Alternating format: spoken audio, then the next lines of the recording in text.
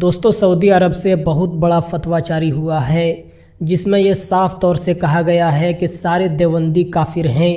آخر دوستو دیوبندی کو کافر کیوں کہا گیا؟ مجھ ناچیز کا خیال یہ ہے کہ اکابر دارالعلوم کو سعودی حکومت سے ایک سنجیدہ اور باضابطہ گفتگو کا آغاز کرنا چاہیے۔ میں خود سعودی عرب میں رہا ہوں اور اسی جامعہ اسلامیہ کا ایک طالب علم ہوں جہاں سے غیر مقلدیت کا یہ سارا مسئلہ پوری دنیا میں پھیلایا جا رہا ہے۔ 8-9 سال میرے وہاں گزرے ہیں۔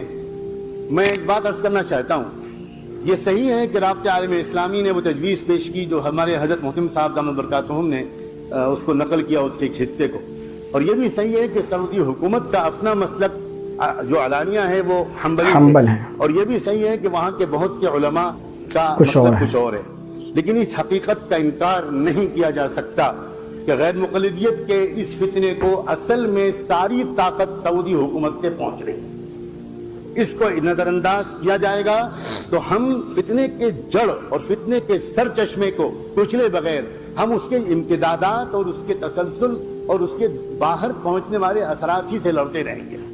میں حوالے کے طور پر پیش کرنا چاہتا ہوں، سعودی حکومت کا جو شعبہ دعوت و ارشاد ہے اور اس کا جو شعبہ توعیت الجالیات ہے، اس کے حائل کے مرکز کے زیر اہتمام ابھی کچھ دنوں پہلے ایک تقریر کی گئی ہے، جس تقریر کی سی ڈی پوری دنیا میں لاکھوں کی تعداد میں پھیلائی گئی ہے۔ اس میں کہا گیا ہے، اس تقریر کا عنوان ہے کہ صرف قادیانی ہی کافر کیوں، اور پھر اس پوری تقریر کا خلاصہ یہ ہے کہ مرزا غلام احمد قادیانی بلا وجہ بدنام ہیں، ان سے پہلے اسی طرح کی کفریات حنفیوں اور صوفیوں کے بڑے بڑے بزرگ بک چکے ہیں، اور جن بزرگوں کے اس میں نام لیے گئے ہیں میں ان میں سے چند کے نام لیتا ہوں۔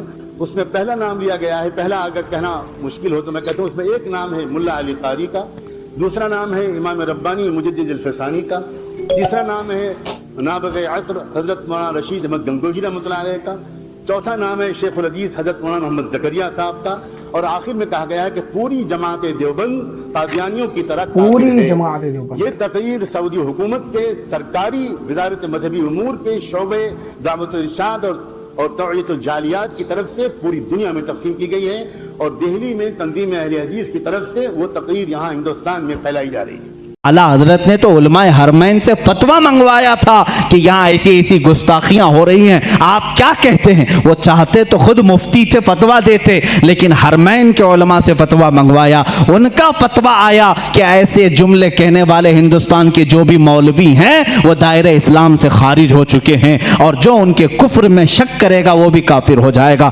اتنا سخت حکم حرمین طیبین سے آیا، اس کو اعلیٰ حضرت نے اپنی سائن اپنی دستخط سے چھاپا تو یہ واویلا مچانے لگے، ارے میاں ہم کو کافر بولے کافر بولے۔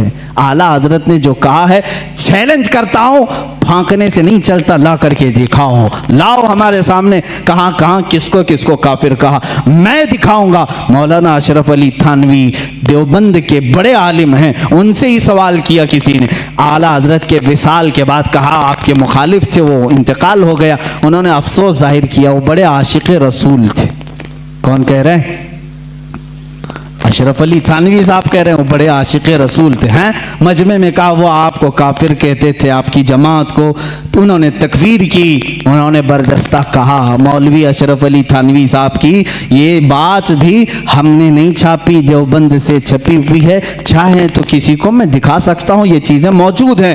انہوں نے لکھا، کہا اپنے مریدوں سے، میاں مولانا احمد رضا خان صاحب اگر ہم کو کافر نہیں کہتے تو وہ خود کافر ہو جاتے ہیں۔ عجیب بات ہے، عجیب بات ہے، اقرار بھی ہے پھر اصرار بھی ہے۔ کہہ رہے اگر وہ ہمیں کافر نہ کہتے تو خود کافر ہو جاتے، اس لیے کہ انہوں نے عشق رسالت میں ڈوب کر کے دیکھا کہ یہ رسول کے خلاف تحریریں آئی ہیں، تو ان پر فرض تھا کہ وہ ان تحریروں کے خلاف لکھیں اور ان کا کفر ثابت کریں، انہوں نے وہ کام کیا ہے۔ دوستو اس ویڈیو کو آپ نے پورا دیکھا اور سنا۔ دوستو اس ویڈیو کو دیکھ کر آپ کو سارا معاملہ سمجھ میں آ گیا ہوگا کہ سعودی عرب نے دیوبندیوں کے بارے میں ایسا کیوں کہا۔ دوستو میں یہ سمجھتا ہوں کہ کسی بھی مسلک کا آدمی کافر نہیں ہے، میں اسے غلط مانتا ہوں جو نبی کو اپنی طرح بشر سمجھتا ہے، جو شخص یہ کہتا ہے کہ نبی کو اپنے پیٹھ پیچھے کا علم نہیں، جو یہ کہتا ہے کہ نبی ہمارے بڑے بھائی کی طرح ہیں، میں ان لوگوں کو کافر مانتا ہوں۔ میں دیوبندی قادیانی چاہے وہ کسی بھی مسلک کا ہو، میں اسے کافر نہیں مانتا۔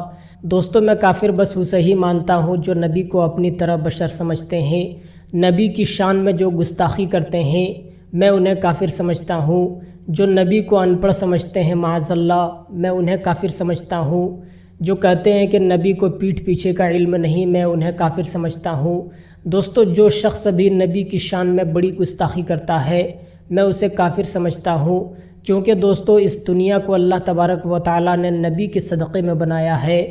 اگر دوستو نبی کو پیدا کرنا مقصود نہ ہوتا تو اللہ تبارک و تعالیٰ زمین و آسمان، چاند، سورج، ہمیں اور آپ کو کسی چیز کو پیدا نہ کرتا، بلکہ اس دنیا کو پیدا نہ کرتا۔ تو دوستو ہمیں جو کچھ بھی ملا ہے، جتنا ملا ہے، یہ صدقہ ہے پیارے نبی کا۔ تو دوستو میں اسے ہی کافر مانتا ہوں جو نبی کو اپنی طرح بشر سمجھتے ہیں۔ جو لوگ یہ کہتے ہیں کہ نبی کو علم غیب نہیں، میں انہیں کافر سمجھتا ہوں۔ تو دوستو اس ویڈیو پر آپ اپنی کیا رائے رکھتے ہیں؟ کیا دوستو آپ بھی یہ مانتے ہیں کہ تمام دیوبندی کافر ہیں؟ اگر آپ یہ مانتے ہیں تو ہمیں کمنٹ کر کے ضرور بتائیں، اور اس ویڈیو کے بارے میں اپنی رائے ہمیں ضرور بھیجیں۔ ملتے ہیں دوستو دوسری ویڈیو میں، تب تک کے لیے خدا حافظ۔